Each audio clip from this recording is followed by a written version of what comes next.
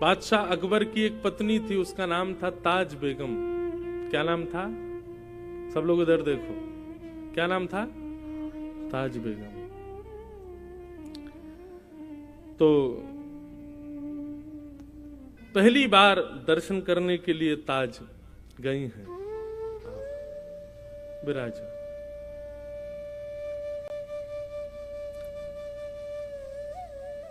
बोलो वृंदावन बिहारी लाल की। बहुत ध्यान से सुनना। ताज बेगम पहली बार अकबर के साथ गोवर्धन गई। अच्छा, अकबर के ऊपर एक चीज तो लगती है कभी कभी, अकबर के ऊपर कृपा तो थी ठाकुर जी की। वो वृंदावन भी जाता था, गोवर्धन भी जाता था तो वो अकबर ही, पर उसको संतों के दर्शन खूब हुए। स्वामी श्री हरदास जी ने बड़ी कृपा की, गुसाई विठलनाथ जी का बड़ा आश्रय प्राप्त हुआ अकबर को। था तो वो मुगल, लेकिन उसके शासन में, अब मेरे पढ़ने में ना आई हो तो बात अलग है, लेकिन जहां तक मैंने देखा कि उसने कभी मंदिरों को और किसी भी हिंदू वैदिक सनातनी को कभी ज्यादा कष्ट तो नहीं दिया। दर्शन आदि करने देता था सबको। आपके ओरछा के राजा मधुकर शाह जी भी मित्र थे अकबर के। तो अकबर ऐसे कभी कभी दिग्विजय के लिए घूमने जाता था। गोवर्धन गया, गुसाई जी से प्रार्थना की कि हमको श्रीनाथ जी का दर्शन करना है। गुसाई जी बोले देखो हमारे मंदिर का निधान है, विधान है कि केवल वैदिक हिंदू ही भीतर प्रवेश कर सकते हैं भगवान। तो आपको दर्शन की यदि इच्छा है तो हमने एक ना मंदिर में खिड़की बनवा रखी है, वहां से हम दिखा देंगे ठाकुर जी आपको। अकबर बोला वहीं से दिखा दो। तो अकबर ने वहां से ठाकुर जी को देखा, ठाकुर जी को दर्शन करके वो चला गया। जैसे ही ताज बेगम बैठी उस खिड़की में और जैसे ही उस झरोके में से ठाकुर जी को देखा, अब तो स्थिति हो गई कि नेत्र बंद करे और वही छवि दिखाई दे ठाकुर जी की। यही पीछे जो छवि, ये गोवर्धन नाथ स्वरूप ठाकुर जी का, यही छवि दिखे। अब तो वो जहां जाए उसको वृक्षों की भी आकृति ऐसी दिखाई दे, उसको मयूरों की आकृति भी ऐसी दिखाई दे, वो रोटी भी देखे तो रोटी की आकृति भी ऐसी दिखाई दे। जहां देखे जित देखूं उतित श्याममयी, जहां देखे वहां श्याम सुंदर दिख रहे हैं। अब इसको आप क्या कहोगे बताओ? ताज बेगम का ना तो संग अच्छा, ना कुल अच्छा, ना परवरिश अच्छी, लेकिन फिर भी ठाकुर जी के प्रति प्रेम। इसको ये कहते हैं कि ताज बेगम नहीं गई है ठाकुर जी के पास, ताज बेगम का मन नहीं लगा है, ठाकुर जी का मन लग गया है ताज बेगम में। ये कहते हैं, इसको कहते हैं भगवत प्रीति।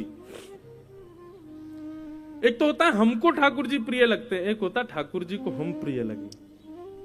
ये कथा आदि इसलिए है भैया, हम लोग ताज बेगम जैसे तो नहीं है। ताज बेगम का जरूर पूर्व जन्म का कोई सत्कर्म होगा कि ठाकुर जी को प्रिय लगी, पर ये कथा आदि हम इसीलिए सुनते हैं ठाकुर जी को हम प्रिय लगे,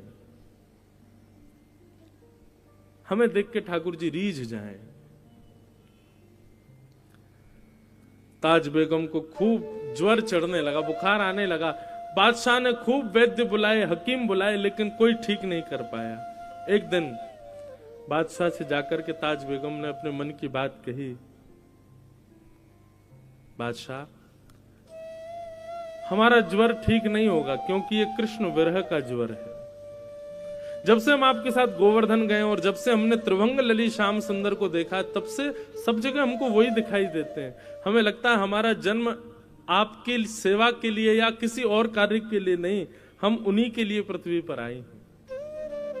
आप कृपा करके हमको वृंदावन भेजिए। अकबर ने पहले तो बहुत मना किया, लेकिन बाद में ताज बेगम की बात मान करके अकबर ने उनको वृंदावन जाने की आज्ञा दे दी। ताज बेगम वृंदावन आ गई और वृंदावन में रह करके ठाकुर जी का नित्य दर्शन करती थी। अच्छा, एक बड़ी सुंदर घटना है, ऐसी दो तीन लोगों के साथ हुई है। ताज बेगम को मंदिर में प्रवेश तो था नहीं, वो मंदिर में जाने तो देते नहीं थे। लोग बाग डरे रहते थे, अगर मुगलानी है कहीं भीतर जाकर के कुछ गलत अनर्थ कर दे तो मंदिर अपवित्र हो जाएगा, तो उसको बाहर ही रोक दिया जाता था। लेकिन उसकी भक्ति इतनी प्रबल थी कि वो दर्शन करके आने वालों से पूछती थी, श्याम सुंदर कैसे लग रहे हैं? तो बताते, बोले आज ऐसा मुकुट पहना है, आज कानों में ऐसे कुंडल पहने हैं, गले में ऐसे हार पहने हैं, ऐसी पीतांबरी पहनी है, ऐसी पजम्मी पहनी है। तो उन्हीं का चिंतन करती थी, सुन करके ऐसे ठाकुर जी लग रहे होंगे। और कभी कभी ठाकुर जी की वैसी आकृति रेत में बनाती और वहीं दर्शन कर लेती। बोले वाह श्याम सुंदर, आज आप ऐसे लग रहे हो।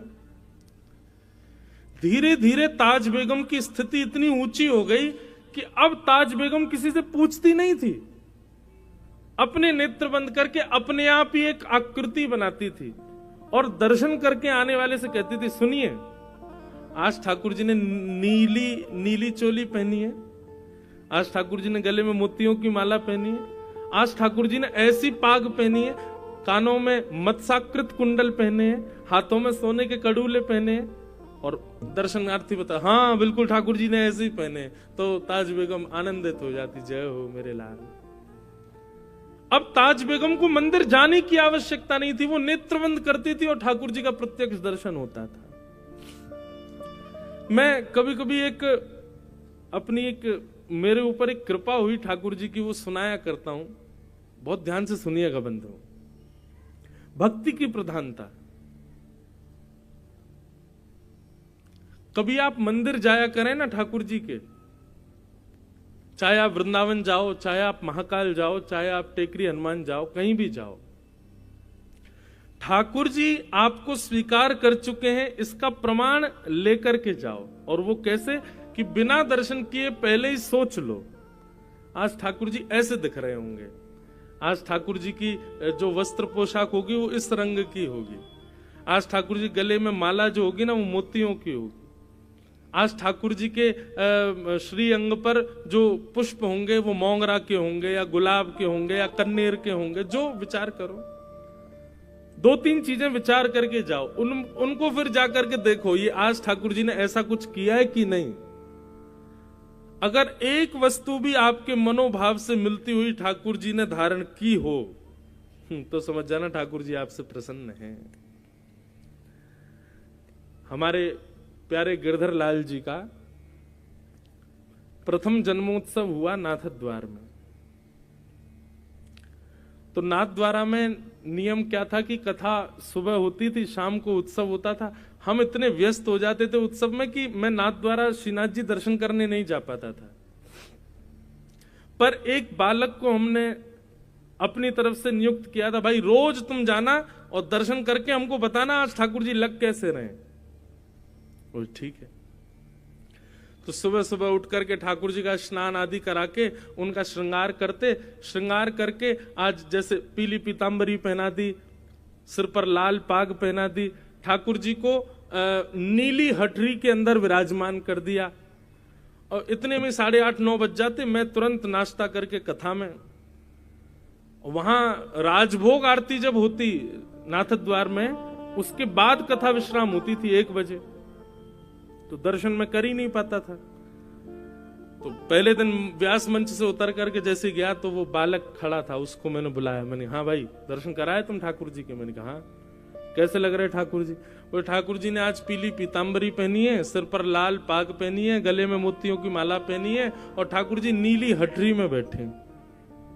मैंने कहा हमारे लाल जी की नहीं, मैं कह रहा हूं श्रीनाथ जी ने क्या पहना। बोले हम श्रीनाथ जी का ही बता रहे हैं। मैंने कहा ये तो हमारे ठाकुर जी ने पहना है। बोले कि नहीं महाराज जी, श्रीनाथ जी ने भी ऐसे ही श्रृंगार किया है। मैंने कि भाई पहले दिन तुक्का लग सकता है, दूसरे दिन देखते हैं कुछ होता है कि नहीं। अब दूसरे दिन हमने ठाकुर जी को फिर कोई बढ़िया सुंदर नीली पोशाक पहनाई और आज कांच की हटरी में ठाकुर जी को विराजमान किया, सिर पर बढ़िया सोने का मुकुट धारण कराया, सुंदर श्रृंगार। अभी भी मुझको ऐसा कुछ नहीं था, मुझे बस लगा ठीक है कल मैच हो गया, आज थोड़ी होगा। कथा करने गए, कथा करने के बाद मंच से उतर के मन, हाँ भाई आज श्रीनाथ जी कैसे लग रहे हैं?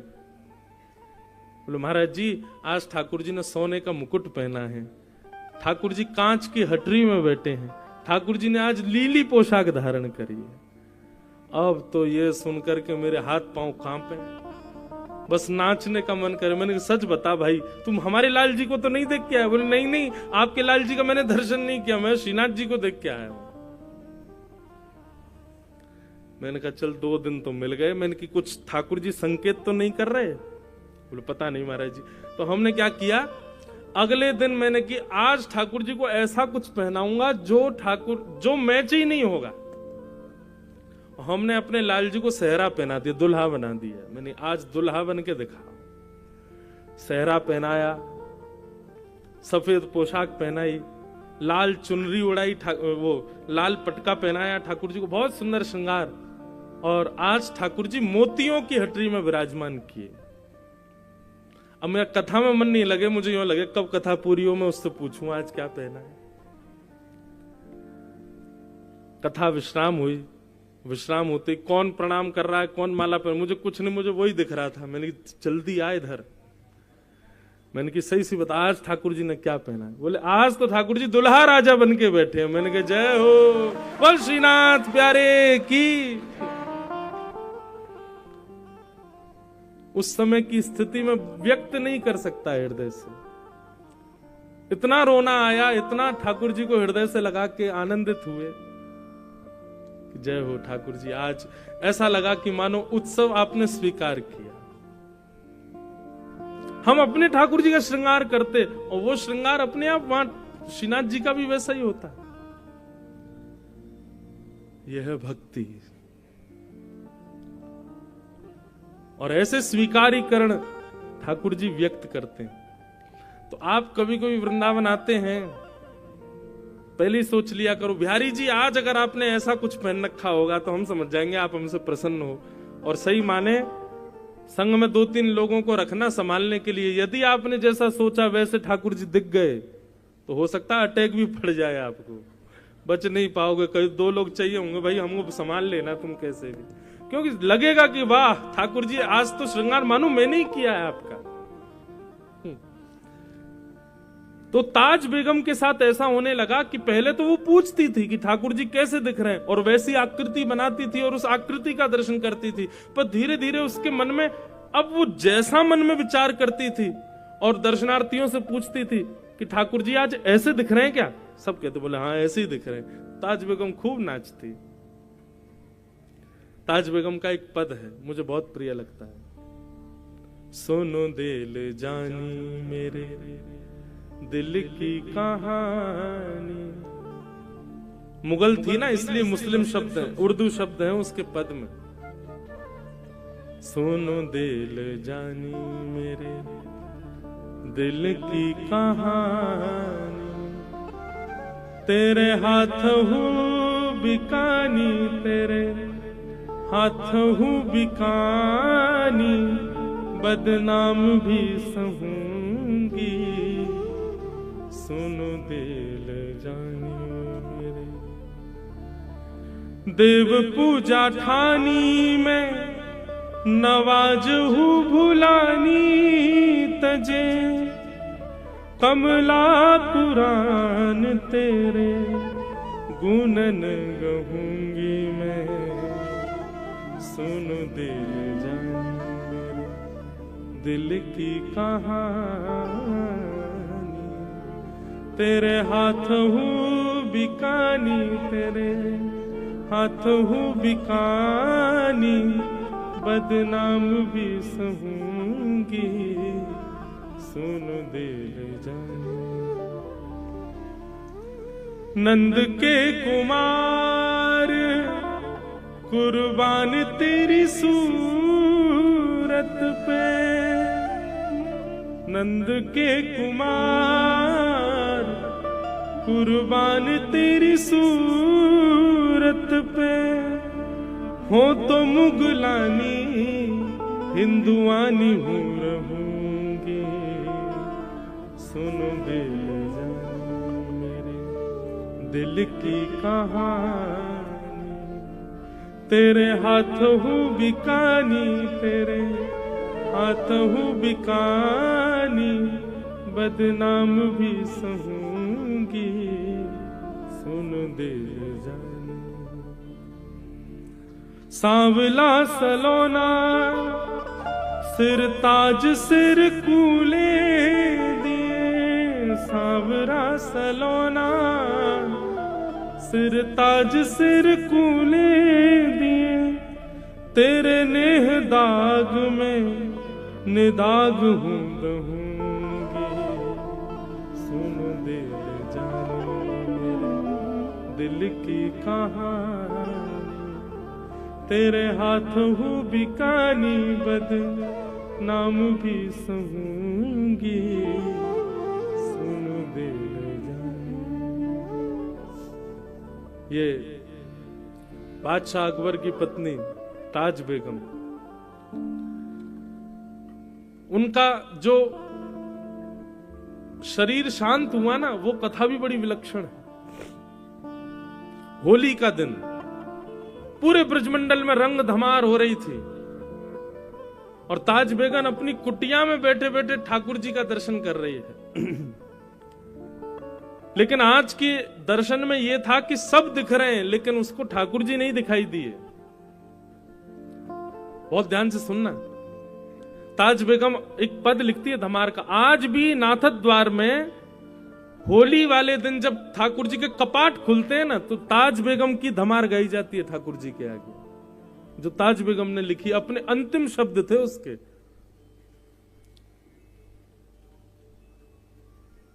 मुझे याद नहीं है पूरी धमार, पर बहुत बहुत अच्छी धमार है वो। बहुरी ढप बाज रहे, ऐसे उसका प्रारंभ है। बहुरी ढप बाज रहे, ढप बजते हैं ना हमारे वृंदावन में जब होली होती है, तो गाते गाते वो पूरे ब्रज का वर्णन करती है। नंद बाबा अबीर उड़ा रहे हैं, यशोदा मैया गुलाल उड़ा रही हैं, गोपियां एक दूसरे के गाल पे गुलाल लगा रही हैं। अरे कहां तक गए, गैया भी एक दूसरे से अपने अंग को रिगड़ करके होली खेल रही हैं। ग्वाल बाल सब यमुना जी में कूद रहे हैं। इस प्रकार पूरे ब्रज का दर्शन करते हुए अचानक लिखते लिखते वो रुक गई। 5-6 पंक्तियां लिख दी लेकिन अभी तक ठाकुर जी नहीं दिखाई दिए उनको, सब दिख गए। सबके वर्णन करते करते करते करते करते तभी ताज बेगम के मनोभाव में दर्शन दिखता है कि असंख्य गोपियां सुंदर गुलाल अबीर उड़ा रही हैं। गुलाल के एक जैसे मानो कोहरा जैसे पड़ता है, ऐसे गुलाल का कोहरा पड़ रहा है और उसमें मधुर मोर पिच्छ दिखाई दे रहा है। थोड़ी सी ठाकुर जी की वंशी दिखाई दे रही है। नीलांबर ठाकुर जी लाल लाल गुलाल के बीच में से जैसे ही निकल करके आए, ताज बेगम को लगा मानो प्रत्यक्ष ठाकुर जी सामने आ गए। और वो दर्शन करते ही आधा अधूरा पद लिखा था, वहीं ताज बेगम के प्राण निकल गए। तो वर्णन करते हैं ताज बेगम अपना पद पूर्ण नहीं कर पाई और उनके प्राण निकल गए। तो जो अधूरी एक पंक्ति रह गई थी ना, उस दिन जिस दिन ताज बेगम के प्राण निकले, उस दिन आकाशवाणी हुई वृंदावन में और स्वयं श्री राधा रमन लाल जी ने अंतिम पंक्ति पूरी की। निर्तत आवत ताज के प्रभु, गावत गीत धमार। ये ठाकुर जी की पंक्ति। सब रस चर्चाएं बंधुओं, सबके समझने के वश की बात नहीं, पर अद्भुत है।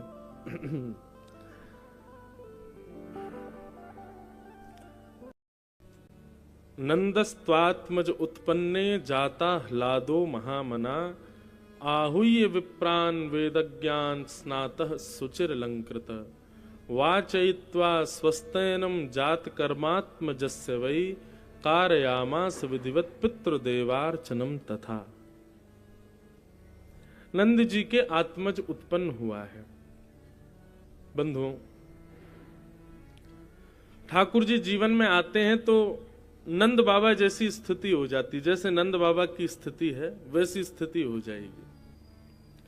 मैंने एक दिन कथा में कहा था कि ठाकुर जी यदि प्राप्त होंगे, ठाकुर जी यदि जीवन में पधारेंगे,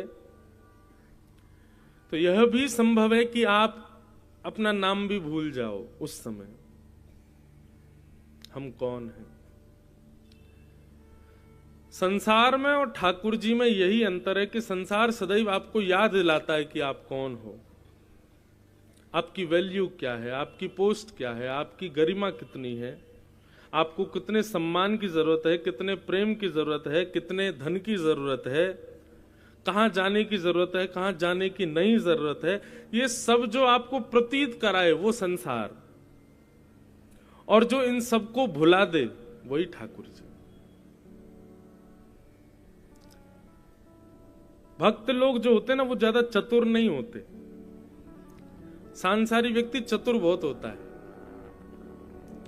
और चतुर शब्द भी मैं थोड़ा हल्का बोल रहा हूं, अगर मैं ऐसा बोलूं तो ज्यादा अच्छा। चतुर शिरोमणि है हम लोग। कौन है? चतुर शिरोमणि, बहुत चतुर है हम लोग। लेकिन वैष्णवता जब जीवन में आती है, ठाकुर जी जब जीवन में आने का भाव रखते हैं, तो व्यक्ति चतुर नहीं रहता। अत्यंत भोला, अत्यंत सीधा, भोंदू भोंदू हो जाएगा। एक कोई वैष्णव कल प्रणाम करे, बोले महाराज जी भोंदू की कथा सुना देना। एक भोंदू की कथा सुनाते हैं हम, वृंदावन की सत्य घटना है। भोंदू, कहने का अभिप्राय यह है कि ठाकुर जी जब प्राप्त होंगे तो आप जितने चिंता में, जितनी चतुराई में आप रहते हैं, वो सब भूल जाओगे। फिर चतुराई, चिंता ये सब नहीं रहेगी, फिर तो 24 घंटे चिंतन रहेगा ठाकुर जी का। आप स्वयं कौन हो? कोहम कस्तम कुत आयात, को में जननी, को में तात, मेरी माँ कौन है, पिता कौन है, परिवार कौन, मेरी गरिमा क्या, मेरी पोस्ट क्या, मेरी वैल्यू क्या, सब भूल जाओगे। तृणादपि सुनीचन, श्री चैतन्य महाप्रभु कहते हैं, आप तृण के समान हो जाओगे। एक छोटे से तृण से भी छोटा समझोगे स्वयं को, ठाकुर जी जीवन में आ गए तो भगवत प्राप्ति का प्रथम लक्षण तो बहुत सारे हैं, प्रथम द्वितीय कोई भी मानो, हम बताते रहते हैं, आप लिख लिया करो। भगवत प्राप्ति का एक लक्षण यह भी है कि आप अत्यंत दीन हो जाओगे, दीनता जीवन में आ जाएगी। स्कूल में सब लोग पढ़े हैं, और स्कूल में जब हम पढ़ते हैं तो व्याकरण में, संस्कृत में, अगर संस्कृत पढ़ी होगी तो एक श्लोक पूरे स्कूलों में सिखाया जाता है। नमन्ति फलिनो वृक्षा, नमन्ति गुणिनो जना, शुष्क काष्ठानि मूर्खाश्च ना नमन्ति कदाचन। फलित वृक्ष जो होता है सदा वही झुकता है।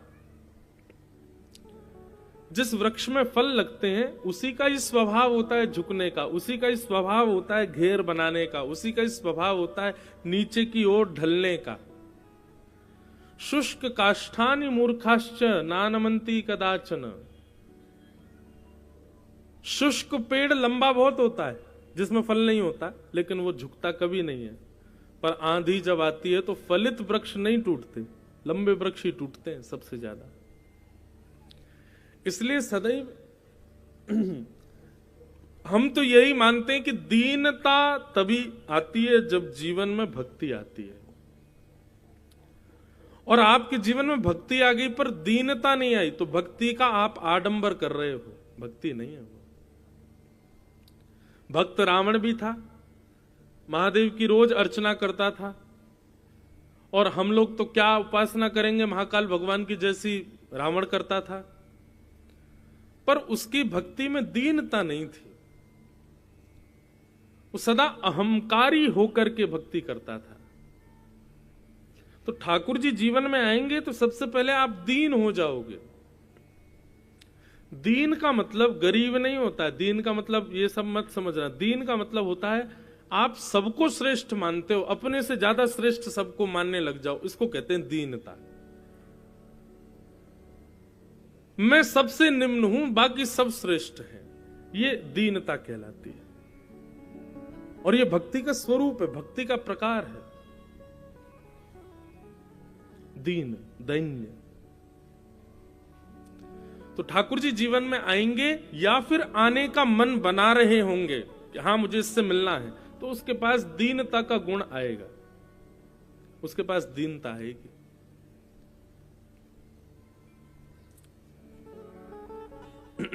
चर्चा क्या कर रहे थे कि नंद जी के घर लाला भयो है, और जब ते भैया लाला भयो है तब ते नंद बाबा की कोई सुध नहीं है। नंद बाबा तो बड़े आनंद में है। नंद बाबा का पहला स्वभाव ये हुआ कि नंद बाबा अति दीन हो गए। नंद बाबा देहाभिमान शून्य हो गए और नंद बाबा खूब लुटा रहे हैं। अपने पास रखने की स्थिति खत्म हो गई नंद बाबा की। अब तो जो हाथ में पड़े वही को लुटाए दें। कोई आकर के कहे बाबा बधाई हो, तो नंद बाबा बधाई के रूप में बस ये देखें या कोई दऊं कहां मैं। कहीं भी ये विचार नहीं कर रहे कि भैया खूब लुटा लियो मैंने, अब बस करूं। नहीं, नंद बाबा को बस चल लो, बस लाला को छोड़ के सब लुटाए दूं मैं। ऐसी स्थिति हो गई। यही होगा भक्त के साथ। जब ठाकुर जी जीवन में पधारेंगे, कुछ भी रखने की इच्छा नहीं होगी, कुछ भी बचाने की इच्छा नहीं होगी, कुछ भी संजोने की इच्छा नहीं होगी, सब देने का मन करेगा। मैं क्या दूं, सब दे दूं।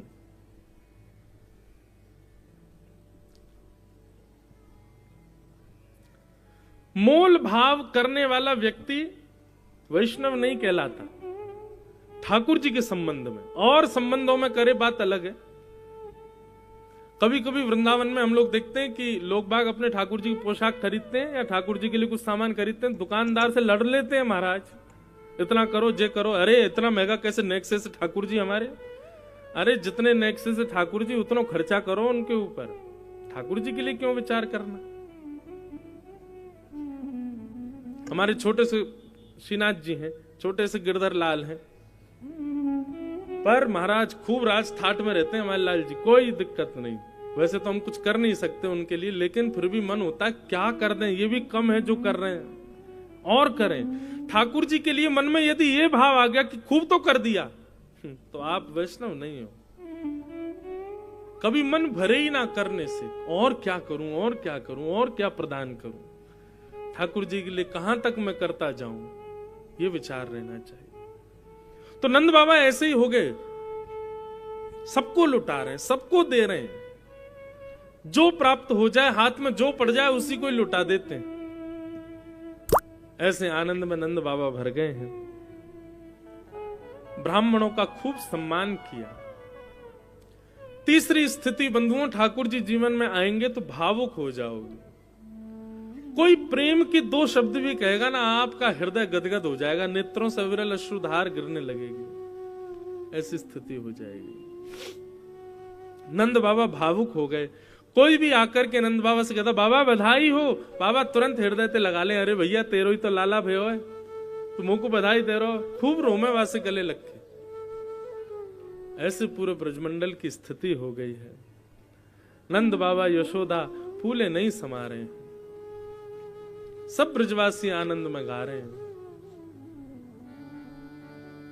धन्य भाग्यते यशोदा मैया, ऐसो सुत तेने जायो, पूर्ण ब्रह्म जगत को स्वामी, सो तेने गोद खिलायो, पूर्ण ब्रह्म जगत को स्वामी, सो तेने गोद खिलायो, या को मगवा दे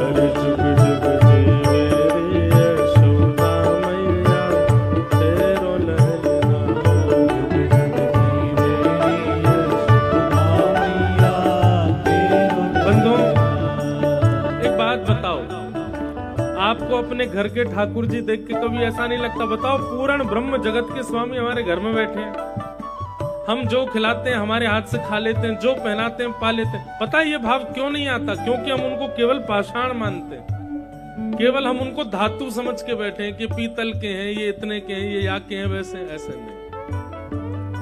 हम तो कहते हैं भैया नंद बाबा जैसी स्थिति हमारी क्यों नहीं होती? क्योंकक्योंकि हम ठाकुर जी को ठाकुर जी केवल मूर्ति मात्र मान के रखते हैं, इसलिए नंद बाबा जैसी हालत हमारी नहीं होती है। आज घर जाइएगा, अपने घर के ठाकुर जी को निहारिएगा, और इसी भाव से निहारना, ये पूर्ण ब्रह्म है, साक्षात परमेश्वर है। कितने भाग्य हैं हमारे, हम जो खिलाते हैं पाते हैं, जैसे रखते हैं रहते हैं, जहां बैठाते हैं बैठते हैं।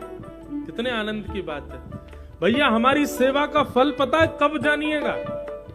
आप सबके घर में ठाकुर जी बैठे, मेरे गिरधर लाल बैठे, हमारी सेवा का फल तब जानो। दूसरी पंक्ति, धन्य घड़ी जब होए यशोदा मैया कह के बोले, घड़ी जब होए यशोदा मैया कह के बोले। हमारे धन्य भाग तब जानना भैया जब हमारे लाल जी हमारो नाम लेके पुकारे, हमको बुलावे, मैया कह के, भैया कह के, दादा कह के। कभी ठाकुर जी बोले हमारे? कभी नहीं बोलते। कभी बोले तब जानो। ओ धन्य घड़ी जब होए यशोदा मैया कह के बोले, घड़ी जब होए यशोदा मैया कह के बोले। नूपुर बांध दो चरणन में, घुट मन डोले। नूपुर बांध दो चरणन में, घुट मन डोले। नूपुर बांध दो चरणन में, घुट मन डोले।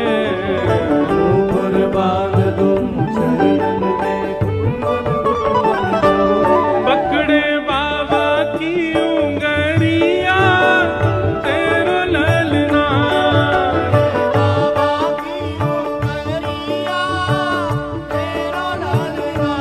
पकड़े बाबा की उंगरिया तेरो ललना। बाबा की उंगलिया तेरो ललना।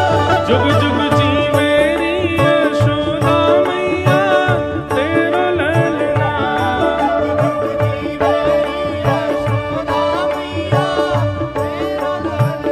अरे जुग जुग जी मेरी यशोदा मैया तेरो ललना।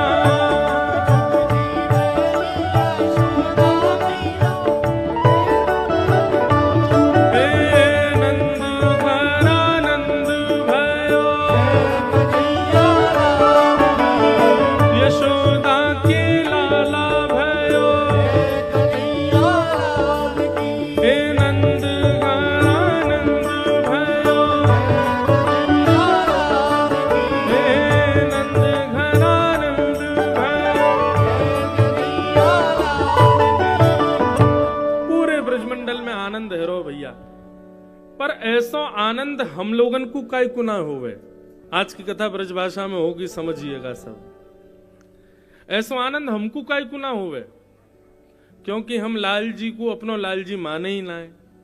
नहीं तो हर दिन निहार करके आपके मन में आवेगी, ऐसे ही देखत रहूं तो मैं जन्म सफल कर मानूं। एक बात बिल्कुल सत्य बताइएगा, हमें अपने घर के ठाकुर जी में और श्री वृंदावन बिहारी लाल जी में भेद दिखता है। हमको ऐसा लगता है कि वृंदावन बिहारी जी ज्यादा श्रेष्ठ हैं, हमारे घर के इतने श्रेष्ठ नहीं है। नाथ द्वार में जो श्री जी बाबा विराज रहे हैं, ये ज्यादा श्रेष्ठ हैं, हमारे घर के श्रेष्ठ नहीं है। ये जो अंतर हम लोग देखने लग जाते हैं ना, इसी से ही पता चल जाता है कि हमारी भक्ति किस स्तर की है। नहीं, जहां जैसे जिस भाव में ठाकुर जी दिखाई दें, सब में एक समत्व भाव होना चाहिए, उनमें अंतर बुद्धि नहीं होनी चाहिए कि वो मंदिर में बैठे हैं तो वो ज्यादा श्रेष्ठ है, हमारे घर में जो हैं वो इतने श्रेष्ठ नहीं है। श्रेष्ठता ठाकुर जी के मंदिर में विराजमान होने से, श्री विग्रह में होने से मात्र नहीं है, आपके भाव में है। भाव से स्वीकार करो ठाकुर जी को। नंद बाबा आनंदित हो गए, सबको लुटा रहे हैं, खूब सामग्री दे रहे हैं, खूब आनंद के साथ में पूरे ब्रजमंडल में उत्सव मन रहा था। अच्छा, एक और बात, नंद बाबा जितना दान कर रहे हैं ना, उसका भी कहीं ढिंडोरा नहीं पिटवा रहे हैं कि भैया देखो हमने कितना दान कियो। नंद बाबा कई बार तो ऐसे ऐसे दान भी करते हैं कि किसी को पता भी नहीं चलता और नंद बाबा दे देते हैं। एक जगह वर्णन आता है कि नंद बाबा ने ब्राह्मणों को बुला करके बड़े बड़े थाल में चावलों के पहाड़ बना के, दाल के पहाड़ बना करके उन ब्राह्मणों को दान किया। तो ब्राह्मण बड़े निराश हो गए, बोले कि नंद बाबा सबन को तो सोना चांदी हीरे जवाहरात बांट रहे हो, हमको एक आध चावल के पहाड़, दाल के पहाड़ छोटे छोटे बना करके थालों में दे रहे हो। नंद बाबा बोले भैया अब हमारी इतनी ही स्थिति है, अब आप स्वीकार करो।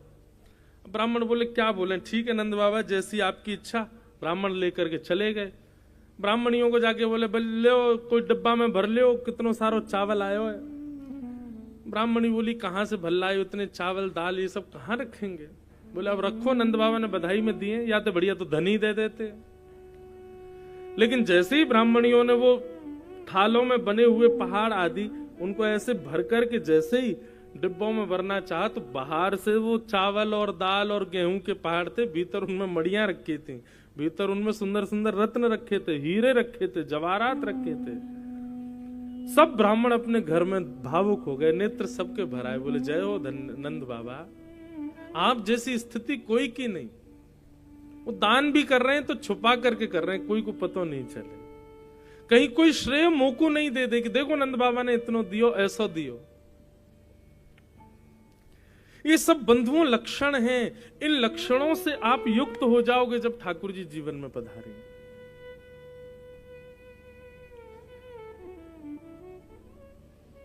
एक अद्भुत सा मन हो जाता है,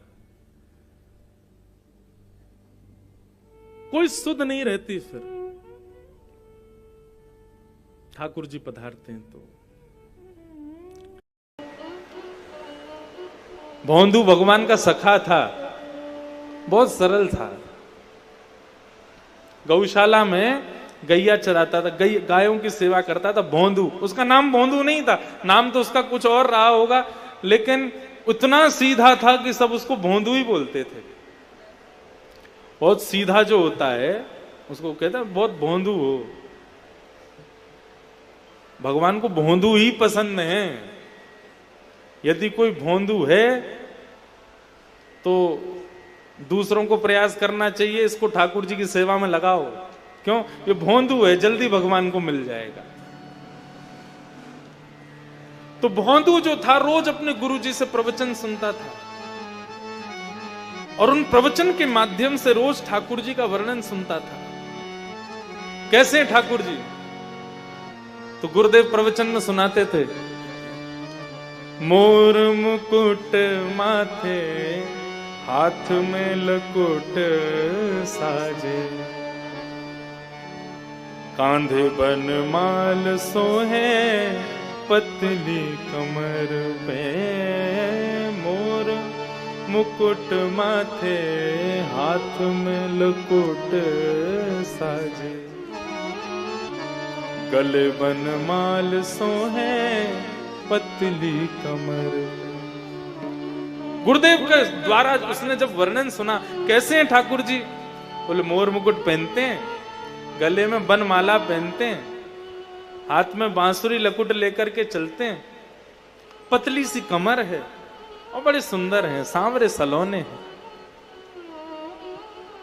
जैसे ही उसने सुना तो बोला गुरुजी ये श्याम सुंदर गैया चराते, जाते कहां गैया चराने? बोले भांडीर वन में।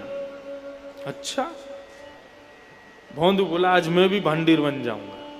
उसने किसी को बताया नहीं, इतने सारे शिष्य गुरुजी के यहां रहते, किसी से कुछ नहीं कहा। आज गायों को लेके भांडीर वन गया। क्यों? गुरुजी कहते हैं कि भांडीर वन में ठाकुर जी आते हैं। भांडीर वन पहुंच गए। भांडीर वन में गायें चर रही थी, एक कदम्ब वृक्ष के नीचे बैठ करके और चारों तरफ देख रहा है। कहीं से श्याम सुंदर आ रहे होंगे, कहीं से पतली सी कमर लेकर के कन्हैया आ रहे होंगे, अपनी गैया चराते आ रहे होंगे। उसकी इतनी सरलता, इतनी सहजता, उसकी इतनी निष्कपटता, उस पर ठाकुर जी रीझ गए।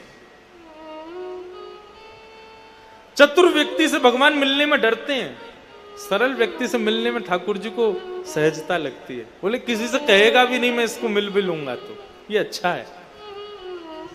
इतने में ही देखा सामने से गायों का झुंड आ रहा था, और जैसे ही देखा उन गायों के झुंड के मध्य में श्याम वरण ठाकुर जी पीतांबरी पहने हुए, सुंदर मोर मुकुट धारण किया है, कानों में मोतियों की माला झंकृत हो रहे हैं, पैरों में सुंदर पायल पहनी हुई है। ठाकुर जी बांकी अदा से चल करके उसकी तरफ बढ़ते हुए आ रहे हैं।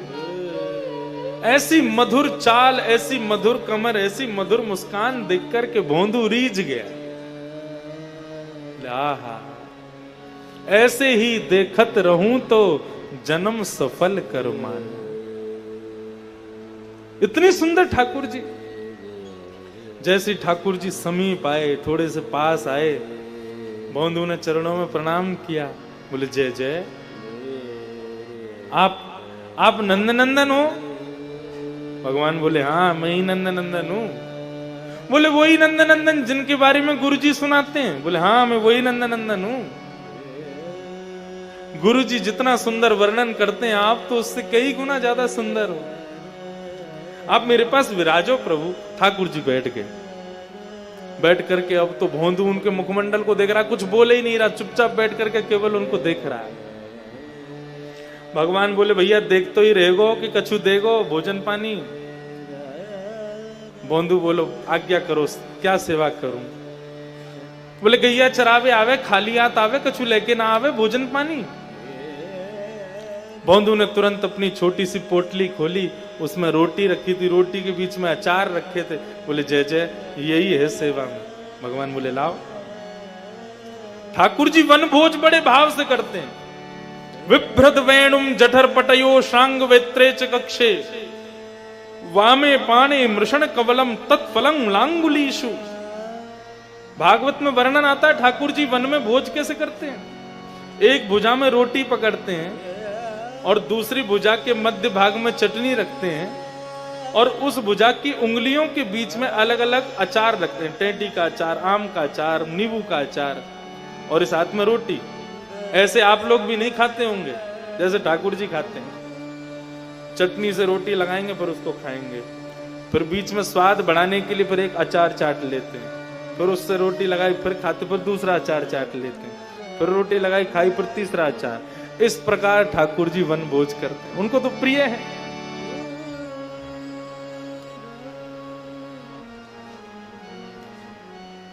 भोंदू ने पोटली खोली, ठाकुर जी ने तुरंत मोटी मोटी टिक्कर जैसी रोटियां उनको लिया और तोड़ करके अचार के साथ में रोटी पाने लगे।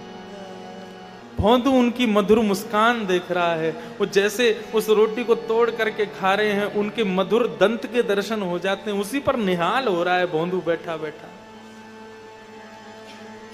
दर्शन करते करते करते करते ठाकुर जी अपनी उंगलियां चाट रहे हैं। भोंदू बोले जय जय, और कछु लाऊं? वो ना अब है कि अब तू पाले। भोंदू बोला हाँ मैं लाऊं। जैसी देखे तो पोटली खाली, भगवान सब खा गए। बोले आपने कछु छोड़ो तो है ना है। बोले अब ज्यादा खब गए हो, कल से काम करियो, ज्यादा सो भोजन लियो, तू भी खाइयो मैं भी खाएंगे। अब तो भोंदू इतना प्रसन्न हो गया कि लाल जी रोज मुझसे मिलने आएंगे। अपनी गैया लेकर के वापस चला गया। रात में फिर सत्संग सुना गुरुजी से। उसने किसी को नहीं बताया कि आज मुझे ठाकुर जी मिले। उसको लग रहा था ये गुरुजी और मेरे सखा जो है रोज मिलते हैं ठाकुर जी से, मैं ही अभागा हूं, मैं इतने साल बाद कल पहली बार मिला, ये लोग तो रोज मिलते हैं। उसने किसी से कुछ नहीं कहा। उसको ऐसा लगता था कि गुरुजन और बाकी के शिष्यों के संग तो भगवान ज्यादा समय बताते हैं, मेरे संग तो 2 क्षण के लिए बस रोटी खाने आ गए थे, क्योंकि मैं तो भोंदू हूं ना। मैं तो गैया चराता हूं, छोटा आदमी हूं। लेकिन उसको क्या पता था कि इनमें से किसी को दर्शन ही नहीं हुआ है। दूसरे दिन ज्यादा टिक्कर लेकर के, खूब सारा अचार लेकर के वन की ओर जा रहा था। गुरुदेव ने निकलते हुए देख लिया। भोंदू, क्या कर रहे हो? इतनी सारी रोटी अकेले खाओगे तुम? नहीं गुरुजी, मैं अकेला नहीं खाऊंगा। तो बोले, जिन श्याम सुंदर की आप कथाएं सुनाते हो ना, रोज आते हैं गैया चराने। कल बेचारे भूखे रह गए, मेरी बटकी रोटियां भी खा गए, इसलिए आज ज्यादा लेके जा रहा हूं, उनको प्रेम से पवाऊंगा। सरकार आपको तो खूब दर्शन देते हैं, मोकू तो केवल 2 क्षण के काजे, केवल गैया चराते भाई आ जाए मेरे पास, तो मोकू वहीं सुख मिले उनको। गुरुदेव ने जैसे सुना, भोंदू कह रहा है ठाकुर जी आते हैं और रोटी खाते हैं, 2 क्षण के लिए बैठते हैं। गुरुजी बोले, कोई और बोले तो मुझे विश्वास ना हो, लेकिन भोंदू झूठ नहीं बोलता। ये भोंदू है, ये झूठ बोलना जानता ही नहीं, इसको पता ही नहीं झूठ किसे कहते हैं। भोंदू, कैसे हैं ठाकुर जी? बोले, आप जैसा वर्णन करते हो ना, मोर मुकुट धारण करते हैं, वो जब मुस्कुराते हैं ना तो उनके गाल कपोल ऐसे होते हैं जैसे मानो 2 गुलाब जामुन प्रकट हो गए हों। उनके कानों के कुंडल, उनके केशों की लहराट, उनके सुंदर मुस्कान और उनकी जो सुगंधी है ना, वो अवर्णनीय है, उसका मैं वर्णन नहीं कर सकता। ये भक्ति सूत्र का, ये नारद भक्ति सूत्र का सूत्र है कि प्रेम अवर्णनीय होता है। जिसका वर्णन किया जा सके वो प्रेम नहीं है, जिसका वर्णन ही ना हो सके वो प्रेम है। जब भोंदू ने कहा, गुरुदेव मैं वर्णन नहीं कर सकता वो कैसे हैं, समझ गए। बोले, ठाकुर जी आते हैं इसके पास। भोंदू, तू जा, ठाकुर जी को प्रेम से पवा, लेकिन आज एक काम करेगा क्या? ठाकुर जी को अपने संग ले आना और कहना गुरु जी के आश्रम चलो, वहीं प्रेम से बैठ के शाम का भोजन करेंगे। अब तो भोंदू आनंद हो, मैं लेके आऊं उनको? बोले, हाँ तू अपने संग लेके आओ। अब तो भोंदू इतना आनंदित हो गया, इतना भाव निमग, इतना प्रसन्न हो गया। बोले, मैं ठाकुर जी को लेके आऊंगा, मेरी महिमा बन जाएगी। सब सखाओं के आगे गुरुजी मेरे द्वारा ठाकुर जी को बुलवा रहे। आज भोंदू गया वन में, और वन में इतना ज्यादा उत्साह में है, इतना ज्यादा प्रसन्न है कि ठाकुर जी आएंगे, ठाकुर जी को लेकर के मैं जाऊंगा आज गुरु जी के पास। श्री राधा रमन लाल अपनी गैया चराते भैरवा के पास आ गए, आकर के बैठे। आते ही पहले ठाकुर जी भोंदू से गले लगते हैं, भोंदू को अपने हृदय का स्पर्श का सुख प्रदान करते हैं। भोंदू ने अपने स्पर्श किया, हृदय से लगाया, बिठाया ठाकुर जी को। ठाकुर जी बैठ गए। बोले, ला भोंदू जल्दी दे, भूख लगी है। तुरंत पोटली खोल करके भोंदू ने रखी, लो लाल जी पाओ। ठाकुर जी पाने लगे। भोंदू बोला, सरकार एक निवेदन करूं? बोले, कर। बोले, मेरे गुरुजी ने आपको आश्रम बुलाया है, आप मेरे संग आश्रम चलोगे? भगवान रोटी खाते जा रहे, रोटी खाते खाते बोले, देख भोंदू, तू हमारा मित्र है, हम तेरे मित्र हैं, हम दोनों आपस में एक दूसरे के सखा हैं। एक गुरुजी को बीच में मत लावे, ये गुरुजी और आश्रम इन सबन को वहीं रहने दे। हम यमुना पार करके पल्लंकु तेरे आश्रम नहीं जाएंगे, हम तो यहीं रहेंगे। तो को मिलना तू यहीं आ, हम तेरे आश्रम नहीं जाएंगे।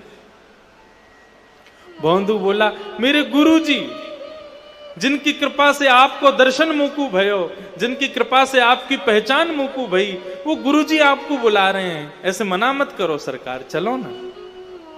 ठाकुर जी बोले, जो कहेगो सो करेंगे, लेकिन तेरे गुरु के पास नहीं जाएंगे। क्यों? बोले, क्योंकि तू सीधो है, तेरो गुरु सीधो ना है, तेरो गुरु बहुत बुद्धिमान है, बुद्धिमान अंत में दूर रहूं, मुझको सीधे ज्यादा प्रिय। भोंदू बोला, नहीं चलोगे? भगवान बोले, नहीं जाएंगे। आखिरी बार पूछ रहा हूं, नहीं चलोगे? भगवान बोले, बिल्कुल नहीं जाएंगे। आखिरी बार पूछ रहा हूं, नहीं चलोगे? भगवान बोले, बिल्कुल नहीं जाएंगे। लाओ रोटी दो, वापस करो। पोटली बांधी, ठाकुर जी के हाथ की रोटी भी छीनी। बोले, जाओ, ये भी गुरु जी के यहां बनी है, इसको भी मत खाओ। गुरु जी से इतना बैर है आपको तो ये रोटी गुरु जी के यहाँ की, इसको मत खाओ। भगवान बोले एक रोटी तो खा ली, बमन कराओ, निकाल आओ, मेरे गुरु जी की रोटी आप नहीं खाओगे। मेरे गुरु जी से प्रेम नहीं तो मेरी गुरु जी की किसी वस्तु से प्रेम नहीं।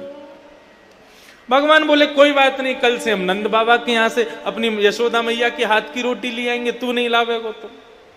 बोले मेरे गुरु जी की जब रोटी नहीं आएगी तो मैं कहां से आऊंगा, मैं भी तो गुरु जी का हूं, मैं भी नहीं आऊंगा कल से। आप आओ, अपनी गैया चराओ, खूब डोलो, खूब आनंद करो, पढ़ो, कछु जो मन में आवे सो करो, कल से मैं यहां नहीं आऊंगा। और मैं यहां क्यों नहीं आऊं, मैं तो आऊंगा, आप नहीं आओगे यहां पे। अपनी गैया लेके कहीं और जाओ। वो लड़ने लगा ठाकुर जी से। मन ही मन ठाकुर जी मुस्कुरा रहे हैं। आकाश में खड़े हुए 33 कोटि देवता भोंदू को प्रणाम कर रहे हैं। भोंदू तेरी भक्ति कैसी महान। ये सत्य घटना है, ज्यादा से ज्यादा 200-300 वर्ष पुरानी, वृंदावन की। जाओ, कल से अगर मुझे आपकी गैया यहां दिख गई तो क्या करूंगा। भगवान बोले क्या करेगा। बोले वो गैया फिर मेरे गुरुजी की गौशाला की हो जाएगी, उसको मैं ले जाऊंगा अपने संग। मेरे गुरुजी से कोई संबंध नहीं तो मेरे से भी संबंध नहीं, मेरी गैयाओं से भी संबंध नहीं, और ये स्थान भी अब मेरा ही हो गया। भांडीर वन में मेरी गैया चरेंगी, आप नहीं आओगे यहां पर कल से। और यदि आना है तो चलो मेरे गुरुजी के पास। भगवान बोले गुरुजी के पास तो नहीं जाएंगे हम। भोंदू बोला आप बहुत हटीले हो, मेरे गुरुजी जिनकी कृपा से आप मुझे दिखे, उन गुरुजी का इतना तिरस्कार मुझसे सहन नहीं होता। जाओ आप आना खूब यहाँ पे, मैं नहीं आऊंगा कल से। और अपनी सब सामान पोटली बांध करके अपनी गायों को इकट्ठा करके भोंदू उनको हाँकता हुआ ले जाने लगा। भगवान बोले भोंदू सुनो, अरे भोंदू सुन, अरे नेक लाला रुक जा। भोंदू बोला अब तो एक ही शर्त पर रुकूंगा, गुरुजी के पास चलोगे तो रुकूंगा, नहीं तो नहीं। भोंदू जैसे जैसे दूर जा रहा है, हमारे ठाकुर जी के नेत्रों से प्रेमाश्रु छलक रहे।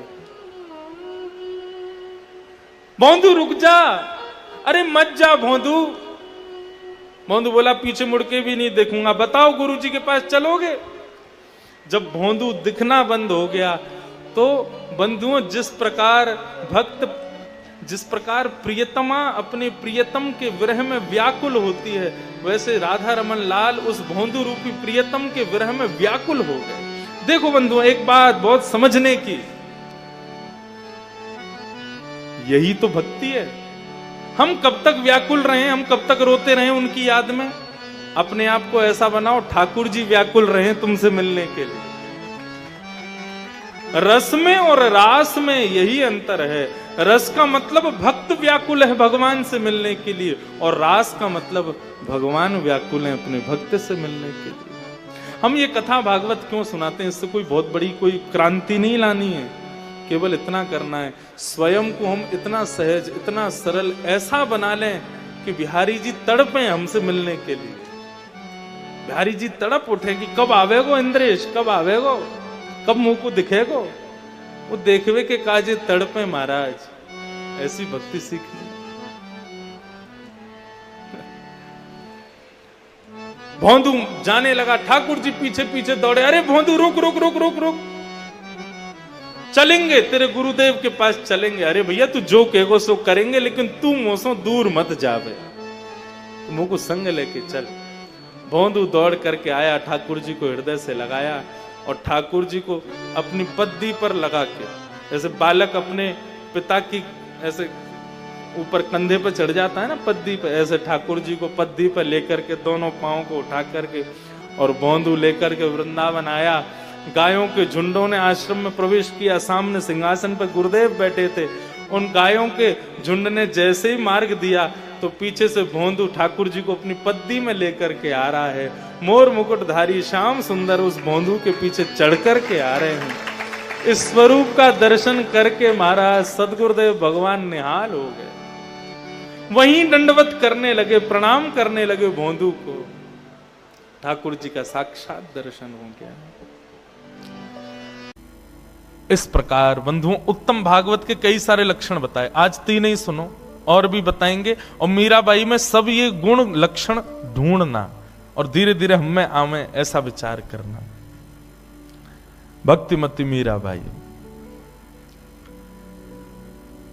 मीराबाई अपने पूर्व जन्म में बंधुओं एक माधवी नाम की गोपी थी।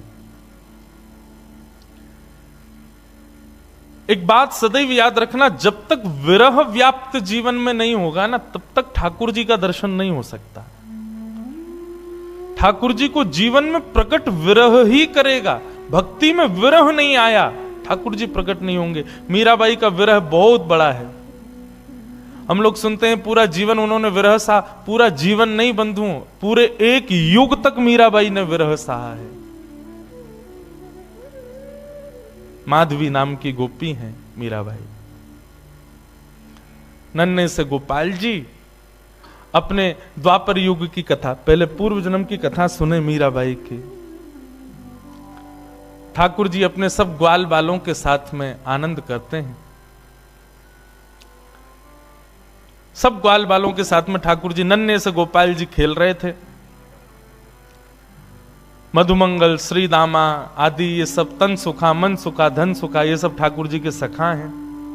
बहुत ध्यान से सुनो।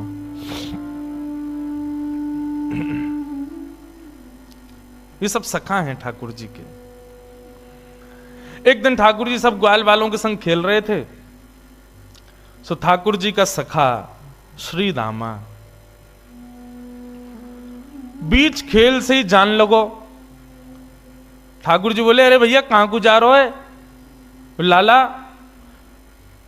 मैं तो अपनी ससुराल जा रहा हूं। ठाकुर जी तुरंत पहुंच गए श्रीदामा के पास, हाथ पकड़ लियो। बोले, ससुराल जी कौन सा काम है भैया? ब्रजभाषा समझ में आ रही है?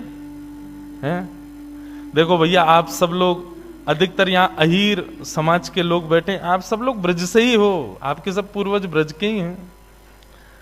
ब्रज भाषा तो समझ में आनी चाहिए, आपके द्वारिकाधीश की भाषा है। ठाकुर जी बोले, भैया ये श्रीदामा जे कौन सा गांव है? ससुराल। श्रीदामा बोलो, अरे बाबड़े ससुराल गांव ना होवे। बोले, तो फिर का होवे ससुराल? बोले, ससुराल होवे ब्याह एवे के बाद में एक नहीं दो घर है, जहां एक तो होवे अपनी मैया को घर, पिता को घर, और एक होवे पत्नी के मैया पिता को घर, वाकू के हैं ससुराल। ठाकुर जी बोले, तेरी बात मेरे पल्ले ना पड़ रही लाला। अरे ससुराल कहा होवे मुझको जल्दी बता। बोले, अरे ससुराल मतलब पत्नी को माय को। ठाकुर जी बोले, पत्नी? जे पत्नी कौन होवे भैया? श्रीदामा समझा रो है, अरे लाला तू तो बड़ो भोरो है, नेक बड़ो है जाएगो तो तेरो ब्याह है जाएगो, तेरी पत्नी आ जाएगी। ठाकुर जी बोले, मेरी पत्नी आवेगी? बोले, हम बे, तो फिर मेरो ससुराल कहां है? श्रीदामा बोला, मो का पता तेरो ससुराल कहां है? जब ब्याह होगा तब पता चलेगी तेरो ससुराल कहां है। अब तो ठाकुर जी हट करने लगे। बोले, ना मेरो ससुराल बता, मेरो ससुराल कहां है? श्रीदामा बोलो, अरे अपनी मैया तो जाके पूछ ले, तेरी मैया बता देगी तेरो ससुराल कहां है। ठाकुर जी खेलते कूदते आज घर आए। यशोदा मैया रसोई घर में प्रसाद सिद्ध कर रही है। ठाकुर जी आके गोद में बैठ गए। बोले, मैया मेरो ससुराल कहां है? अब तो जैसे मैया ने सुनी मेरो ससुराल कहां है, लाला बोल लो। मैया बोली, लाला ये कहां से सीख आयो?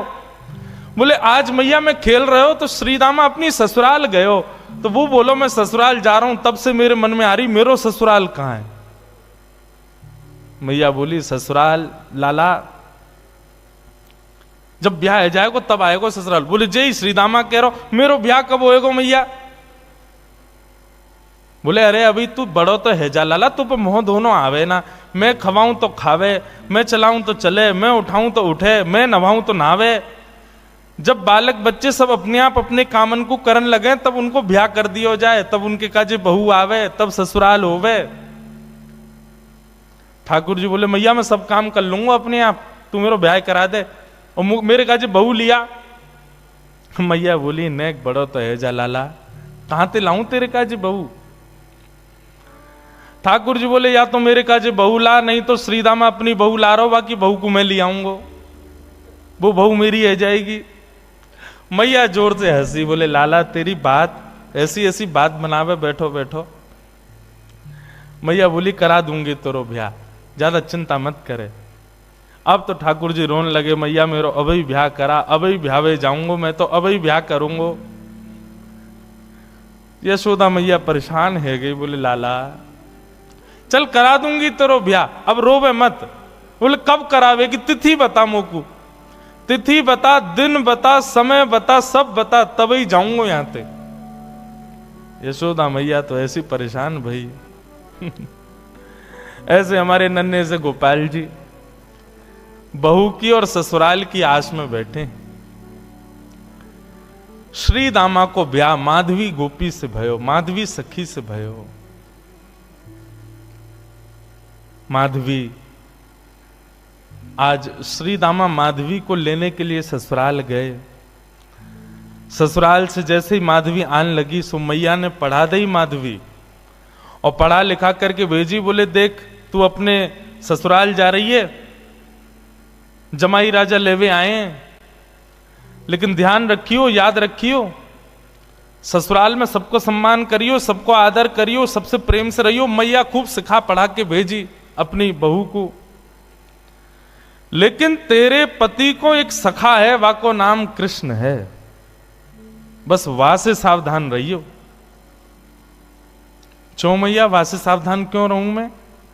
बोले अरे मैंने सुनो है वो कन्हैया जाकू अपना रूप दिखा दे, जाकू एक बार अपनी तिरछी नजर से देख ले, वाको फिर गृहस्थ आश्रम गृहस्थ जीवन बर्बाद है जाए। वो फिर बई को देखतो रे, वाके रूप में कछु जादूगर है, वो जाकू देख ले, वाकू अपनो बना ले, फिर वो अपने पति को ना रहे वही को है जाए। मां की बात सुन करके माधवी घबरा गई।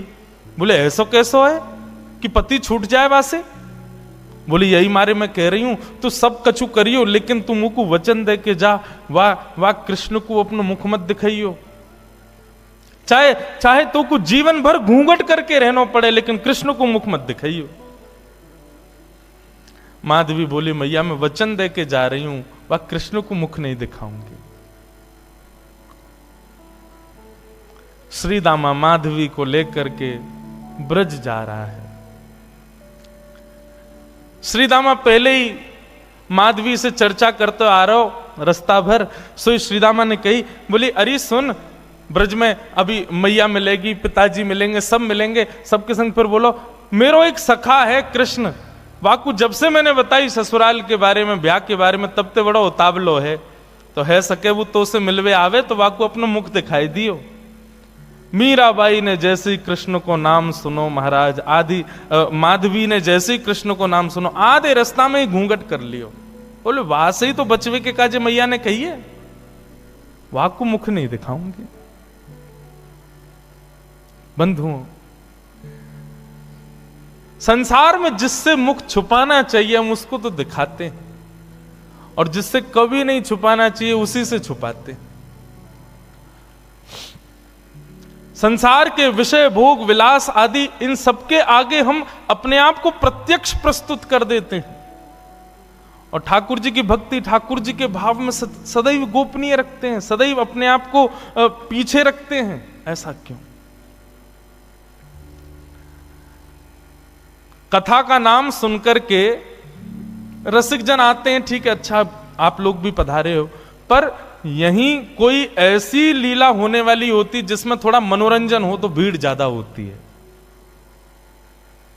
कथा ही तो है, मीराबाई का चरित्र तो सुनाएंगे, क्या करना सुन करके?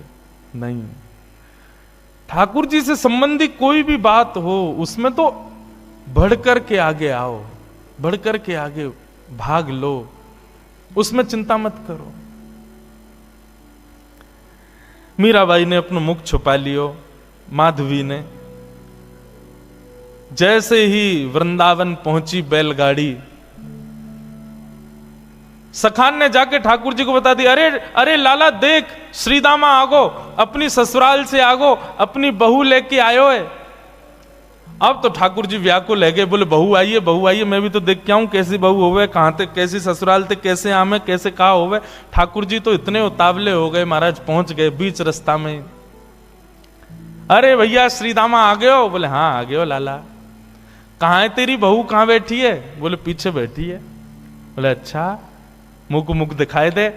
बोले तू देवर है, वो तेरी भाभी है, भैया खुद ही देख ले।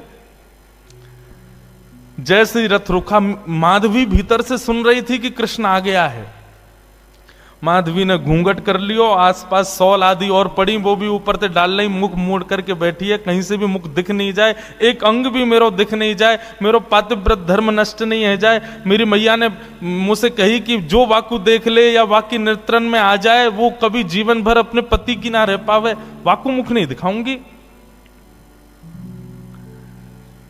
ठाकुर जी भीतर पहुंच गए, श्याम सुंदर बैठे हैं सामने, और माधवी से कह रहे हैं अरे श्रीदामा की बहू नेक हमऊ तो दिखा, तेरो मुख कैसो है, अरे नेक दिखाए दे।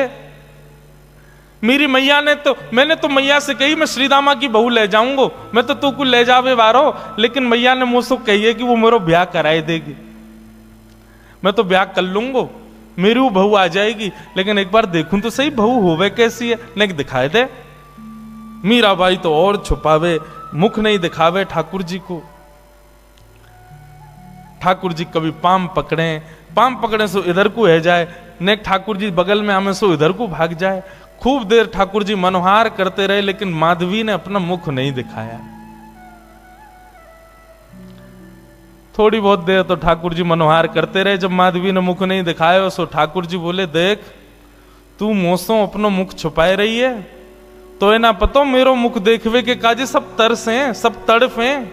बड़े बड़े ऋषि महात्मा ज्ञानी हिमालय पर जाकर के तपस्या करें तब जाके मेरो मुख दिखे, और तेरे सामने प्रत्यक्ष बैठा हूं, हाथ जोड़ रहा हूं, पाम पर रहा हूं, तब वो अपना मुख नहीं दिखा रही है।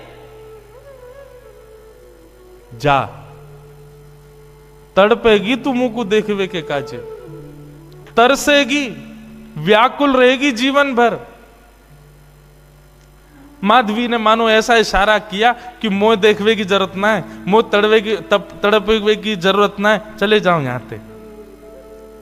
ठाकुर जी निकल के बाहर आए, बोले अरे श्रीदामा मोह तो लगे तेरी बहू भेड़ी दिखे, बाकी आंख कमजोर, बाकी एक आंख ते काणी है।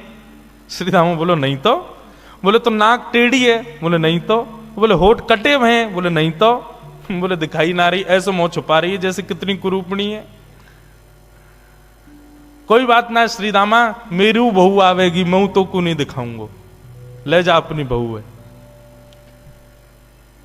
माधवी चली गई, अपने घर आ गई। लेकिन बंधुओं, गोविंद दामोदर स्तोत्र में कहते हैं ना, ग्रहे ग्रहे गोप बधू कदम्बा सर्वे मिलित्वा समवाप्य योग्यम पुण्यानि नामानि पठन्ति नित्यम गोविंद दामोदर माधवेति। ब्रज में तो और कुछ होता ही नहीं है, हर घर में केवल कृष्ण की चर्चा चलती रहती है।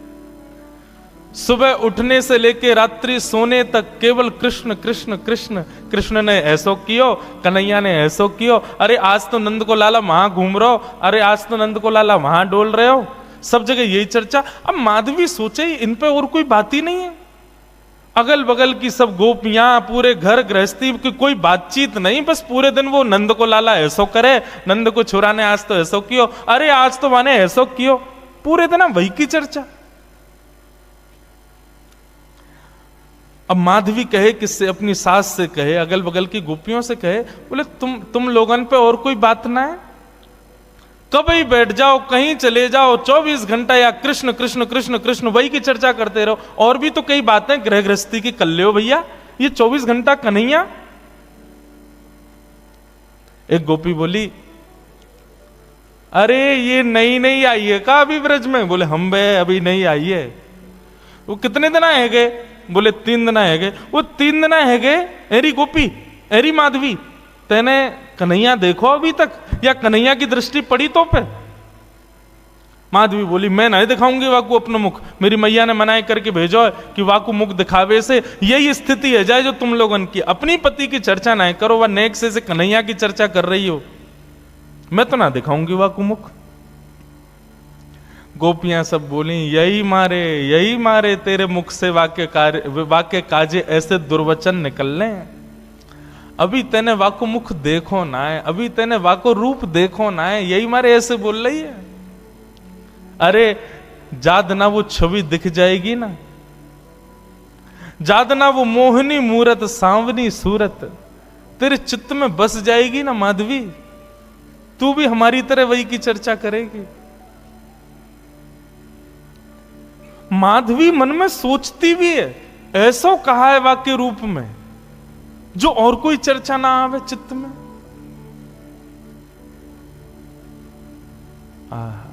बंधुओं, अष्ट सखा गाते हैं, सबने गाया, किसने नहीं गाया?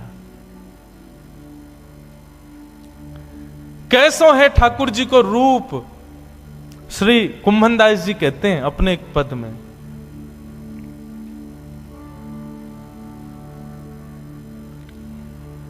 नैना पलक लागे नहीं रूप देखे। अरे माधवी, वह कन्हैया को रूप कैसो है? बोले नेत्रन से जब वो सामने दिखेगा ना, तो जैसे पलक मानो झपकनो अपने आप को भूल जाएंगी, ये पलक नीचे आनो भूल जाएंगे। आज हम संसार की कोई वस्तु देखें तो पलक ना जाने कितनी बार झपके, हमें खुद को पता ना चले। बोले श्याम सुंदर जब नेत्रन के सामने आएंगे तो पलक भी भूल जाएंगी कि हमको झपकना है, ऐसा रूप है वाको। गोवर्धन के अंग अंग प्रति निरख नैन मन रहत नहीं। अरे वाको एक एक अंग ऐसा है कि एक अंग को देखेगी तो वर्षों तक एक ही अंग को चिंतन चलता रहेगा। ऐसा ना है कि एक बार में नेत्रन को भी देख ले, मुख को भी देख ले, कानन को भी देख ले, हाथ भी देख ले, पाँव नहीं, एक बार में एक ही अंग दिखेगा और वही कोई चिंतन चलता रहेगा। कहरी कहो कछु कहत न आवे, चुत चुरायो वे मांग दही। कहा कहूं, वाक्य रूप को वर्णन ना कर सकूं। माधवी बोली, ऐसो का है वाक्य रूप में? बोले वर्णन को विषय ना है, कोई बता ही ना सके। अरे कितनों बड़ो वक्ता आ जाए, वाक्य रूप को वर्णन कोई ना कर सके। कुंभनदास प्रभु के मिलवे की, कुंभनदास प्रभु के मिलवे की, सुंदर बात सखियन सो कहे। नैन पलक लागे नहीं, ऐसा रूप है वह कन्हैया को। अब तो माधवी पतो चल जाए या गली में कन्हैया है तो वह गली में ना जावे, पतो चल जाए कि यहां से अभी गुजरे तो वहां नहीं जावे, हर जगह से अपने आप को बचावे। लेकिन मैं अपनी कथा में कहा करता हूं बंधुओं, 5000 साल पुरानी बात नहीं, आज भी वृंदावन आपके भीतर पंच रसों से कृष्ण को प्रवेश कराता है।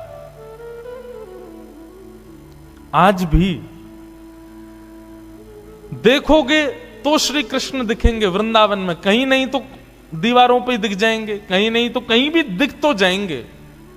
आंख बंद कर लोगे तो कानों से नाम के रूप में प्रवेश कर जाएंगे, कान भी बंद कर लोगे तो जीभ से जो भी पा रहे हो वो सब प्रसाद ही है, वृंदावन में सब हो गई है, तो रूप रसना के रूप से प्रवेश कर जाएंगे। मुख से कुछ खाओगे नहीं, नेत्रों से देखोगे नहीं, आंखों कानों से सुनोगे नहीं, तो नासिका से प्रवेश कर जाएंगे। क्योंकि वृंदावन में जितनी हवा बह रही है वो भी राधा रमण, राधा वल्लभ, बांके बिहारी, मदन मोहन, राधा दामोदर सबके चरणों का स्पर्श करके बह रही है। कहां तक बचोगे? वृंदावन पहुंच गए, वृंदावन की सीमा में प्रवेश कर गए, भजन आपका तब से शुरू हो जाता है। सांस लेना भी भजन है वृंदावन में। क्योंकि हवा में भी कृष्ण तत्व है। माधवी कहां तक बचाए अपने आप को? मैया ने कही मुख मत दिखाइयो। अरे मुख तो मैं खूब छुपा रही हूं, लेकिन कानों से भी कृष्ण कृष्ण। जहां बैठ जाऊं कहीं भी ऐसी कोई जगह ही नहीं जहां कृष्ण की चर्चा नहीं होती। माधवी तो अब तो ये स्थिति हो गई कि रात में सपने में भी उसको ठाकुर जी के अनुभव होते हैं। मुख नहीं दिखता क्योंकि देखा तो कभी है नहीं, लेकिन इतना सुन लिया है कि उसको अनुभव हो गया है कि चरण ऐसे हैं, हाथ ऐसे हैं, चाल ऐसी है, मुस्काते हैं तो ऐसे। फिर उठ जाती है, मुख से पानी से मुख धोती है और फिर विचार करती है सोऊं भी तो कैसे, नींद में भी तो वही दिख रहा है, कहां तक बचूं मैं। माधवी की ये स्थिति। 24 घंटे चिंतन में श्री कृष्ण श्री कृष्ण श्री कृष्ण।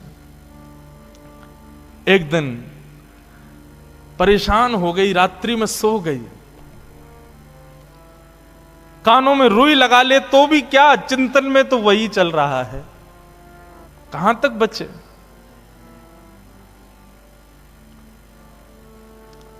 रात्रि में सोई थी, आज मानो मीराबाई को ऐसा लगा कि सुबह हो गई है,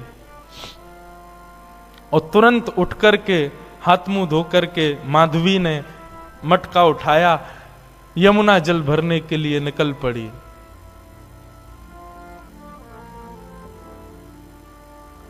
उसको लगा समय हो गया है यमुना जल भरने का। सब गोपियां साथ में जाती थीं यमुना जल भरने के लिए, लेकिन मीरा आज माधवी समय से पहले ही उठ करके चली गई। उसको लगा कि समय हो गया है, और पहुंच गई यमुना के तट पर।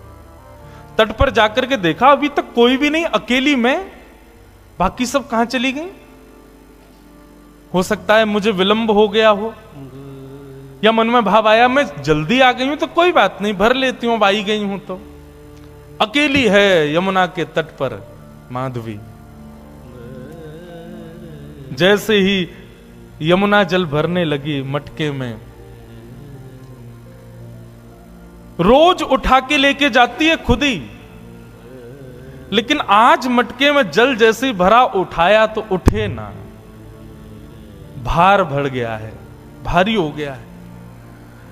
अब तो लगी है उसको उठाने में, कभी खूब प्रयास करती है, खींचती है, आसपास देखती है कोई आ जाए, कोई आके उठवा दे।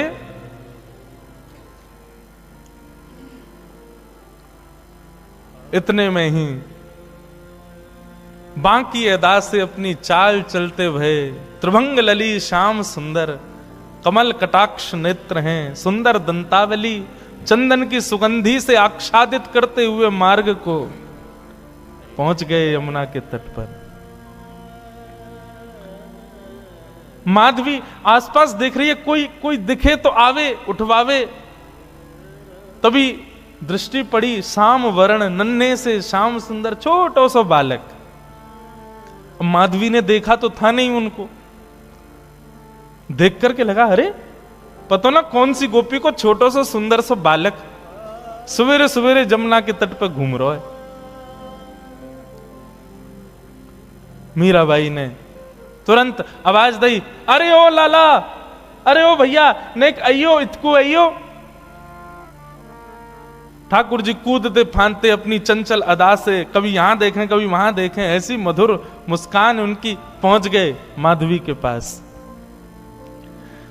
एक बार को तो मानो जैसे देखती ही रह गई माधवी, लेकिन मन में ये एक बार भी नहीं आया कि ये वही तो नहीं है जिससे बचना चाह रही हूं। नन्नो सो बालक है, चंचल सोया को बदन है, जरूर कोई गोपी को छोरा होगो।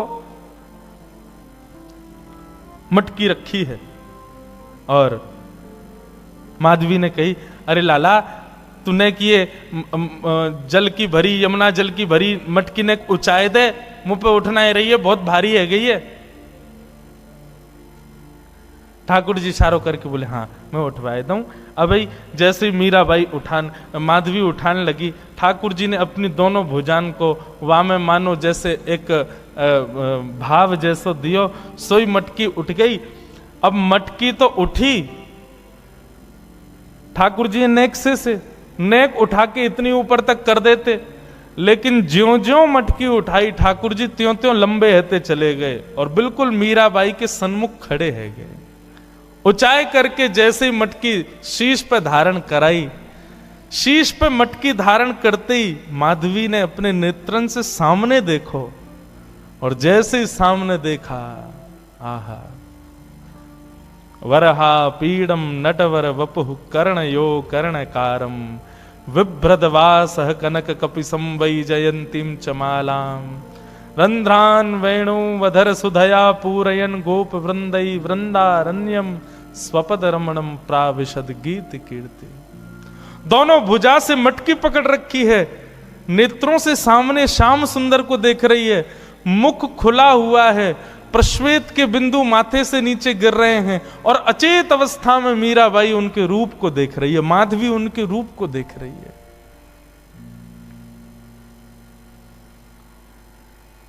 ठाकुर जी के नेत्र ही तो खतरनाक हैं सबसे ज्यादा।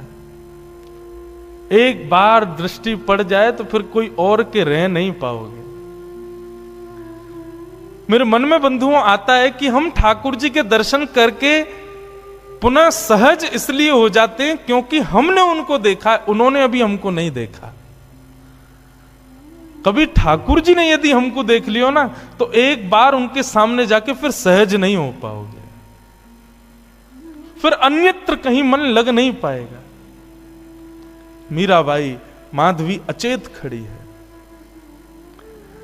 ठाकुर जी से जितनों बचनों चारे ठाकुर जी ने उतने सबरे अपने बाण मार दिए, नेत्रन से कटाक्ष मार दई, मधुर मुस्कान कर दई, अपने रोम रोम को दर्शन कराई दियो। महाराज अब तो माधवी की स्थिति एक जड़वत कोई मूर्ति जैसे खड़ी रहती है, ऐसे खड़ी है। गोपियों ने एक ही दिन पहले ही बताया था कि वो दिख जाता है तो क्या होता है, वही हो गया।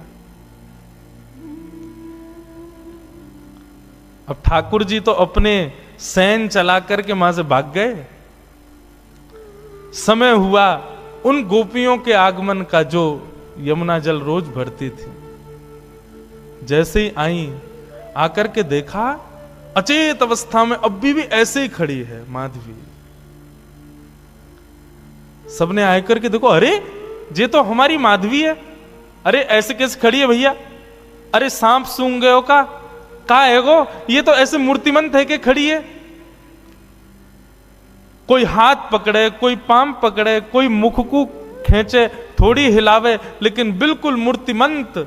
नेत्रों से केवल 2 अश्रुबिंद गिर रहे हैं, आंखें पलक झपक भी नहीं रही हैं, मानो केवल देह खड़ा हो। चित्त वृत्ति तो ले गया अपने साथ, खड़ी। एक गोपी बोली, अरे का है गो, कोई ने टोना कर दियो का, कोई ने मंत्र फूक दियो का।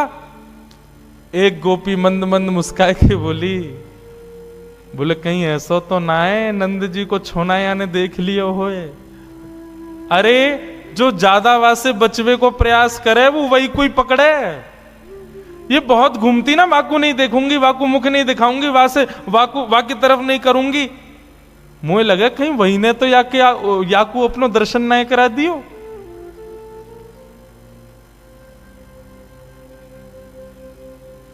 एक गोपी यमुना जल भर के लाई और जल का छिड़काव, खड़ी हुई है मीराबाई, ऐसा नहीं अचेत पड़ी है, सांस भी चल रही है, नेत्र भी खुले, बिल्कुल सचेत है, बस मूर्तिमंत है।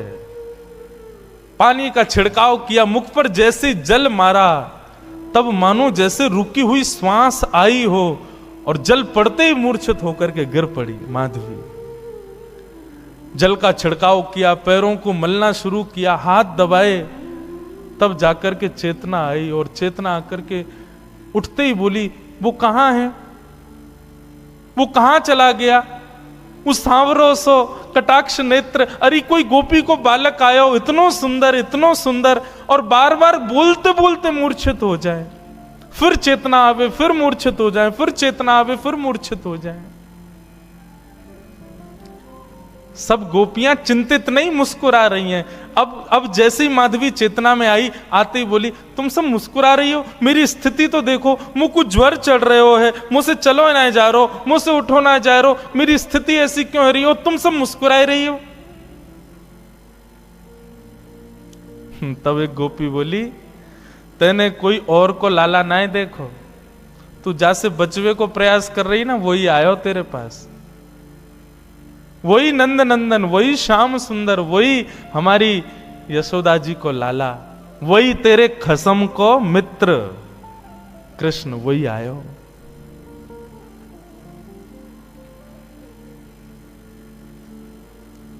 मीराबाई, माधवी अब तो बेचैन हो गई, मैं कहा करूं, कहां जाऊं,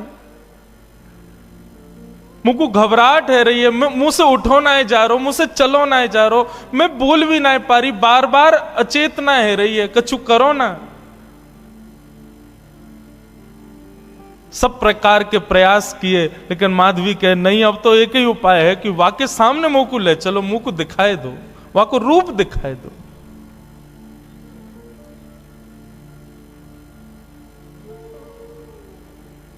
बंधुओं, कृष्णदास जी सही कहते हैं,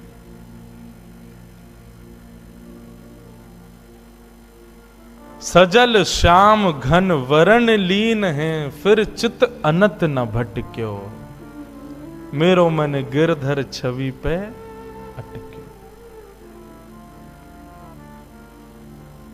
मेरो मन गिरधर छवि पे अटक्यो, मेरो मन गिरधर। गाओ बंधुओं,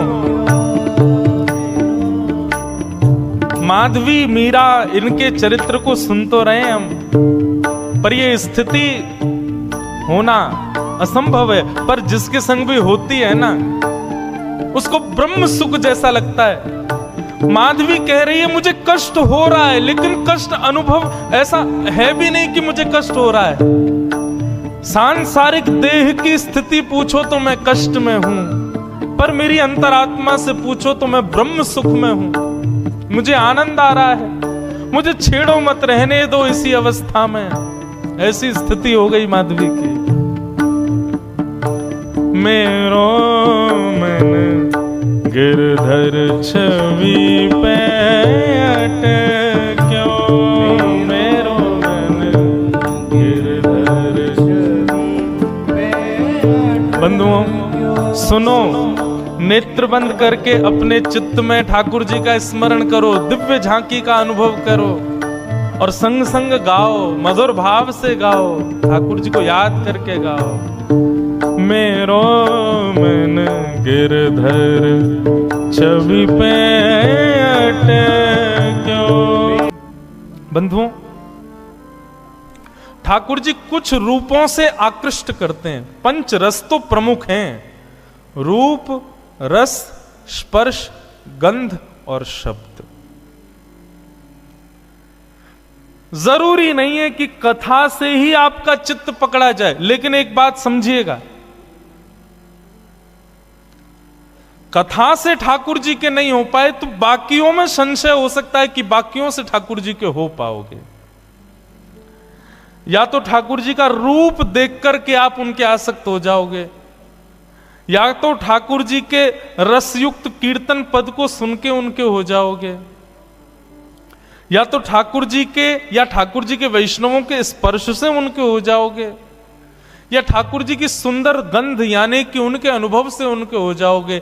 लेकिन रूप, रस, स्पर्श, गंध, ये चारों तब तक सार्थक नहीं होंगे जब तक शब्द से उनके नहीं होंगे, मतलब कथा से उनके नहीं होंगे।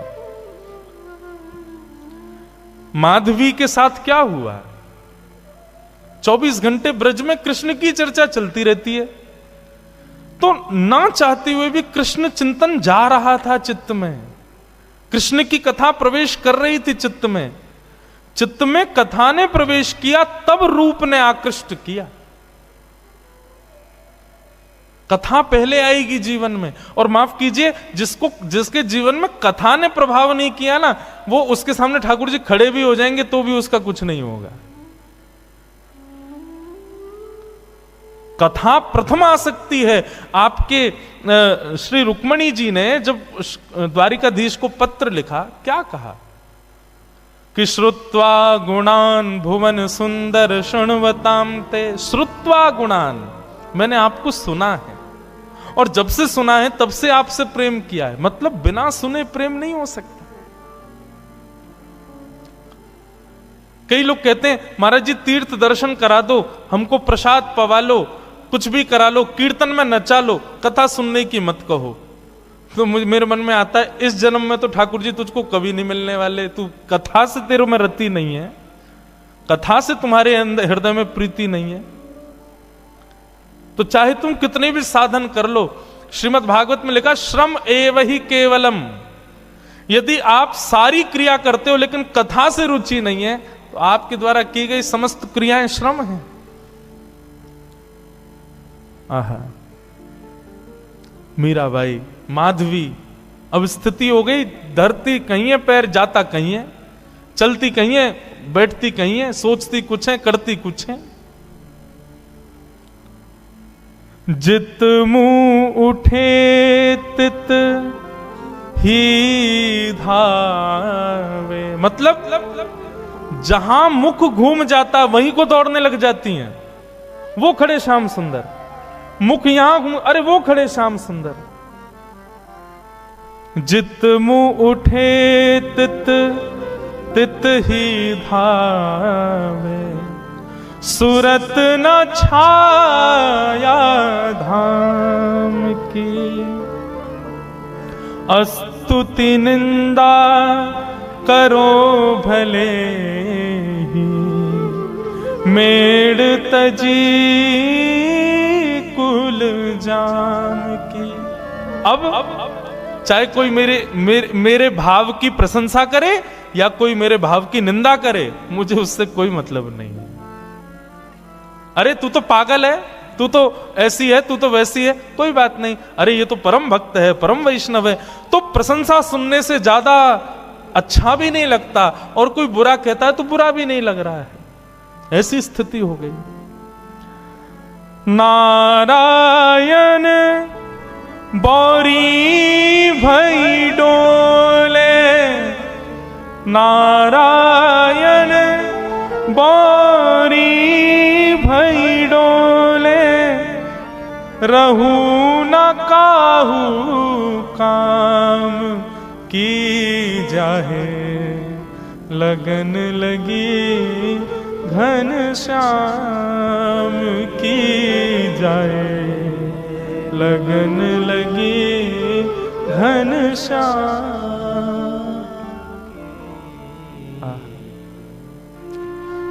हम किसी काम के नहीं है, आपको पता है। हमारी माता जी, हमारे परिवार के लोग हमसे इसलिए दुखी रहते हैं, बोले इससे केवल कथा करना आता और कुछ नहीं आता इसको। हम जब, वैसे तो घर जाने का अवसर नहीं मिलता, 2-3 महीना कथाओं में ही रहते हैं, लेकिन जब घर जाते हैं तो घर के काम माता जी कहती हैं ये भी देखो, वो देखो, भैया इतने दिन में आए हो, ये देखो, तो वो सब होता ही नहीं है। बस कथा करा लो, ठाकुर जी की सेवा करा लो, उत्सव करा लो, इसके अलावा कुछ और करने को कहोगे तो हम बिल्कुल अंगूठा छाप हैं हर चीज में, हमसे कुछ नहीं हो सकता।